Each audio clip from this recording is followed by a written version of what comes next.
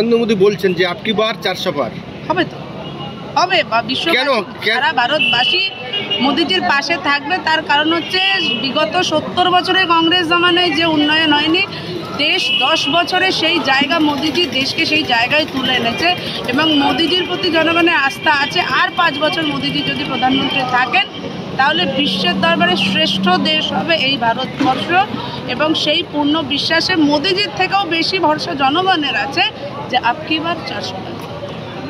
আপনি বলছেন উন্নয়ন হয়েছে, 450 টাকার গ্যাস প্রায় 1100 টাকায় কিনতে হয়েছে।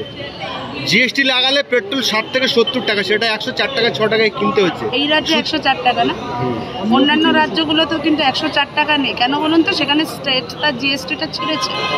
এই পশ্চিমবঙ্গের মমতা ব্যানার্জি নিজের যখন গরিব দরদির কথা বলছেন, নিজের স্টেটের জিএসটিটা কেন ছাড়তে পারছে না? আর আপনি বলছেন যে গ্যাসের দাম 450 টাকা ছিল। আপনি নিজে বুকে হাত রেখে বলুন তো, আজ থেকে 10 বছর আগে যে জমিটা আপনি 4 লাখ টাকায় কিনেছিলেন, আজকেও সেই জমিটা 4 লাখ টাকায় পাবেন তো? বা যে জমিটা আপনি সেই সময় 4 লাখ টাকায় বিক্রি করেছিলেন, আজকে আপনি সেই জমিটা 4 লাখ টাকায় বিক্রি করবেন? যদি সব কিছুর ভ্যালু বাড়তে পারে, গ্যাসের ভ্যালু বাড়লেই দোষ। দেশে বেকারত্ব চরম সীমায়। মোদিজি বলেছিল কোটি কোটি চাকরি দেব, সেই তুলনায় মানুষ চাকরি পাচ্ছেন না। শুধু কি রাম মন্দির করে দিলেই 400 পার করা যাবে? আচ্ছা, আপনারা বলেন রাম মন্দির করলে নাকি চাকরি হয়নি, কর্মসংস্থান হয়েছে? মানে একটা মন্দিরকে কেন্দ্র করে কত ছোট ছোট ব্যবসা তৈরি হয়েছে জানেন? মানুষ কি চায়? রোজগার চায়। চাকরি করে হোক, ব্যবসা করে হোক, রোজগারটা দরকার। মোদি যে রোজগারের ব্যবস্থা করেছেন, আত্মনির্ভর ভারতের প্রকল্প এনেছেন, প্রধানমন্ত্রী বিশ্বকর্মা যোজনার জন্য স্টার্ট আপ যাতে করতে পারে নতুন করে। আমরা সবসময় বলি চাকরি কেন নতুন করে, কেন জেনারেশন হবে না? কোনো নতুন কাজ, কোনো কর্মসংস্থান কেন জেনারেট হবে? আপনি যেটা বললেন যে মন্দির হলে সেই জায়গায় কিছু কর্মসংস্থান হয়েছে, এই প্রথম শুনলাম আপনার কাছ থেকে। সরকারের কাজ কি? কর্মসংস্থান, রাস্তাঘাট, স্বাস্থ্য এবং শিক্ষা। না, সরকারের কাজ রাম মন্দির, মসজিদ, এই নিয়ে সরকার চলে কি? মন্দিরটা তো সরকার করেনি, করেছেন ট্রাস্টে।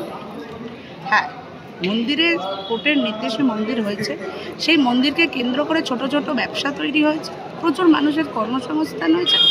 যে দেখুন, সারা দেশের মধ্যে যেখানে ডেভেলপমেন্ট হবে সেটা সরকারের ডেভেলপমেন্ট। সুতরাং মন্দির করেছেন রাম মন্দির ট্রাস্ট, তাকে কেন্দ্র করে কর্মসংস্থান হয়েছে। এবার যদি বলেন আপনি সরকারের যে কাজ, শিক্ষা, স্বাস্থ্য, কোনটা হয়নি? নতুন করে ইউনিভার্সিটিস বেড়েছে, 22টা আজকে এইমসের মতো হসপিটাল হয়েছে। মমতা ব্যানার্জি কেন জমি দিতে পারলেন না পশ্চিমবঙ্গে? নদিয়ায় কেন কল্যাণী এইমসকে চলে যেতে হলো? রাজ্যে যে দুর্নীতি চলছে, কেন্দ্র সরকার তদন্ত করছেন, আমাদের রাজ্যের মুখ্যমন্ত্রী বলছেন যে সব বিজেপি করছেন, এবং বিরোধী যারা রয়েছে তারাও সবাই বলছেন যে বিজেপি এই ইডি সিবিআইকে। সব চোরগুলো তো এক জায়গায় রয়েছে, বিরোধী সব চোরগুলো তো এক জায়গায়। শাসক দল বলছেন যে উন্নয়ন হয়েছে প্রচুর, দেশ স্বাধীন হওয়ার পরেও এমন উন্নয়ন হয়নি, শাসক দলের কোনো কোনো নেতারা বলছেন। তা সত্ত্বেও বিরোধীদেরকে কেন বাধা দেওয়া হচ্ছে এই মিটিং মিছিল? উন্নয়ন তো হয়েছে, রাস্তায় তো উন্নয়নকে আমরা দাঁড়িয়ে থাকতে দেখতে পাই। বিশেষ করে ভোটের দিন, ভোট গণনা, ভোট কেন্দ্রের বাইরে উন্নয়ন দাঁড়িয়ে থাকে মুখে কাপড় বেঁধে। এটা আমরা 2021 নির্বাচনে দেখেছি। ভোট গণনা কেন্দ্রের বাইরে আমরা উন্নয়নকে দেখেছি। 21 সন্ত্রাসে, ভোট পরবর্তী সন্ত্রাসেও আমরা উন্নয়নকে দেখেছি। হ্যাঁ, উন্নয়ন কোথায় দেখতে পাই না?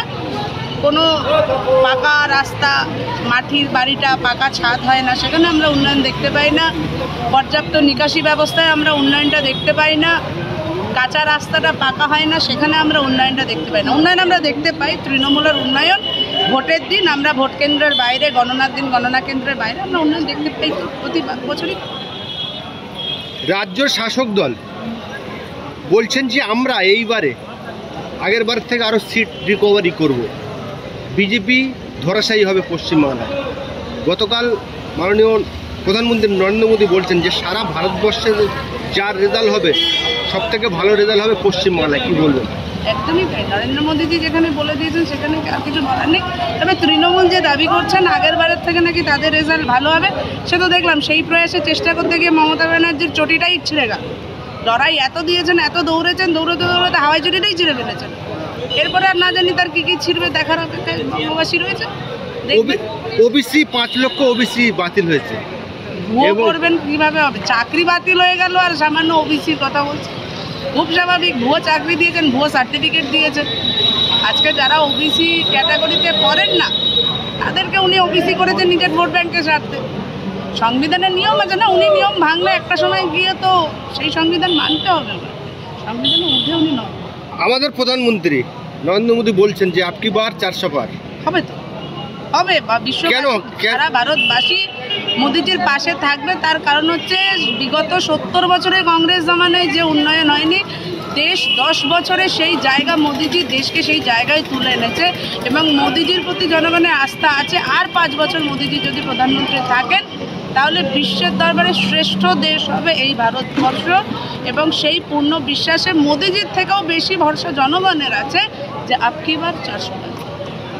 আপনি বলছেন উন্নয়ন হয়েছে, 450 টাকার গ্যাস প্রায় 1100 টাকায় কিনতে হয়েছে, জিএসটি লাগালে পেট্রোল 60 থেকে 70 টাকা, সেটা 104 টাকা 6 টাকায় কিনতে হচ্ছে। এই রাজ্যে 104 টাকা না, অন্যান্য রাজ্যগুলোতেও কিন্তু 104 টাকা নেই। কেন বলুন তো? সেখানে স্টেট তার জিএসটিটা ছেড়েছে।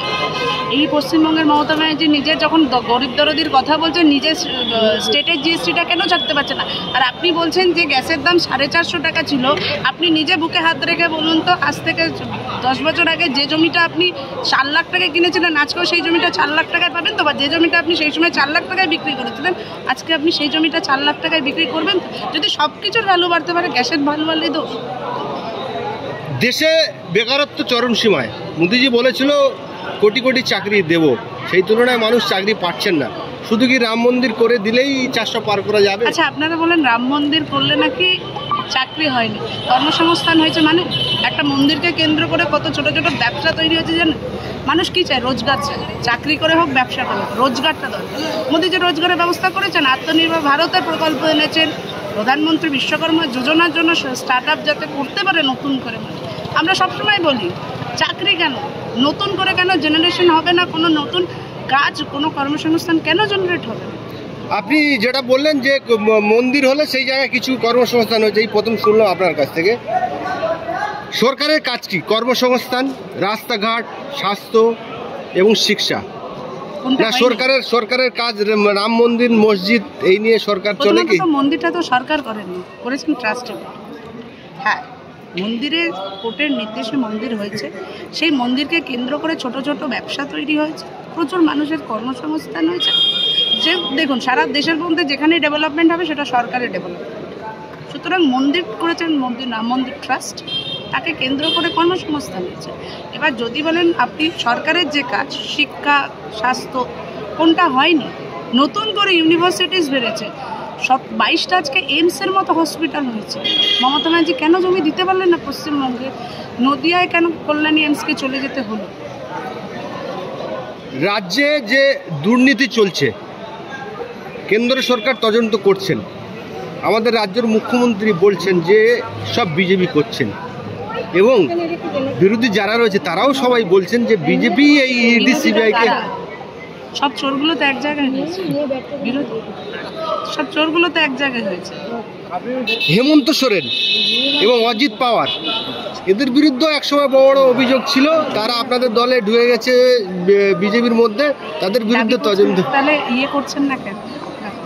যারা দাবি করছেন যে তাদের বিরুদ্ধে কেলেঙ্কারি ছিল, সমস্ত কিছু ছিল, তারা কেন আরটিআই ফাইল করছে না? কেন সরাসরি লিগালি তারা চ্যালেঞ্জ করতে পারছে না? এই যে মমতা ব্যানার্জি দাবি করেন কেন্দ্র নাকি টাকা দেয় না, কেন তাহলে উনি হিসেব দিতে পারেন না? কেন উনি বলেন যে বাংলাকে বঞ্চিত করেছে? কেন উনি লিগালি স্টেপ নিতে পারছেন না? শুধু মুখে বললে হবে? শেষ প্রশ্ন করবো, পশ্চিমবঙ্গে আগের বারে আপনারা 18টা সিট নিয়ে এসেছিলেন, এইবারে আপনাদের সংগঠন আমরা বিভিন্ন কর্মসূত্রে দেখতে পাচ্ছি, সংগঠন আপনাদের বিভিন্ন জায়গায় আরো মজবুত হয়েছে। এবারে কত সিট আশা করছেন? বলে গেছেন, অমিত শাহ বলে গেছেন। আপনি বলুন, গুরুদেব যেটা বলেছেন সেটাই হবে। তবু আপনি বলুন কটায়? আমরা তো আশা রাখবো 42-এ পাবো। 42 এটা তো সম্ভব নয়। দেখা যাক, লড়াই প্রত্যেকটা ভারতীয় জনতা পার্টির কার্যকর্তাদের। সন্দেশখালী আন্দোলনের মুখ রেখা পাত্রকে ভারতীয় জনতা পার্টি প্রার্থী করেছেন, মানেন তো? পরিবারবাদ চলে না। রেখা পাত্ররা জিতবে, এটা কতটা আশাবাদী আপনি? সবাই চাই, জিততেই হবে। মায়েদের আন্দোলন, মায়েদের মুখ, জিততেই হবে। বিজেপি প্রমাণ করেছে যে বিজেপি পরিবারবাদে বিশ্বাসী নয়, লড়াইয়ের মুখ তুলে আনতে জানেন, প্রার্থী করেছেন। আজকে রেখা পাত্রকে আমরা সেখানে মহিলা মুখ করতে পেরেছি। এটা মোদিজির স্বপ্ন বাস্তবায়িত হবে। ধন্যবাদ। কি নাম আপনার? পায়েল ধর যুব মোর্চা।